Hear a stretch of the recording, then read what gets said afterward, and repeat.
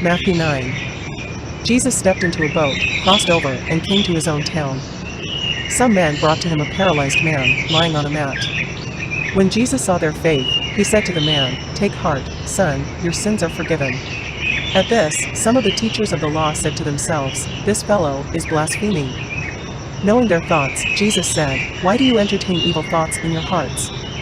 Which is easier, to say, 'Your sins are forgiven,' or to say, 'Get up and walk'? But I want you to know that the Son of Man has authority on earth to forgive sins." So he said to the paralyzed man, "Get up, take your mat, and go home." Then the man got up and went home. When the crowd saw this, they were filled with awe, and they praised God, who had given such authority to man. As Jesus went on from there, he saw a man named Matthew sitting at the tax collector's booth. "Follow me," he told him, and Matthew got up and followed him. While Jesus was having dinner at Matthew's house, many tax collectors and sinners came and ate with him and his disciples. When the Pharisees saw this, they asked his disciples, "Why does your teacher eat with tax collectors and sinners?" On hearing this, Jesus said, "It is not the healthy who need a doctor, but the sick. But go and learn what this means. I desire mercy, not sacrifice. For I have not come to call the righteous, but sinners."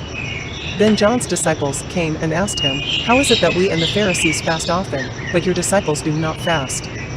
Jesus answered, "How can the guests of the bridegroom mourn while he is with them? The time will come when the bridegroom will be taken from them, then they will fast.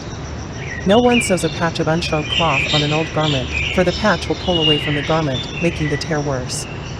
Neither do people pour new wine into old wineskins.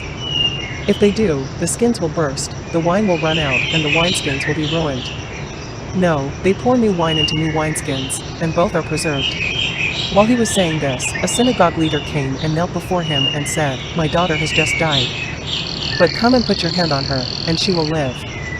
Jesus got up and went with him, and so did his disciples.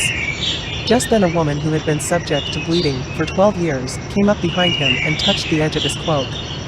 She said to herself, "If I only touch his cloak, I will be healed." Jesus turned and saw her. "Take heart, daughter," he said, "your faith has healed you." And the woman was healed at that moment. When Jesus entered the synagogue leader's house and saw the noisy crowd and people playing pipes, he said, "Go away. The girl is not dead, but asleep." But they laughed at him. After the crowd had been put outside, he went in and took the girl by the hand, and she got up. News of this spread through all that region. As Jesus went on from there, 2 blind men followed him, calling out, "Have mercy on us, Son of David." When he had gone indoors, the blind men came to him, and he asked them, "Do you believe that I am able to do this?"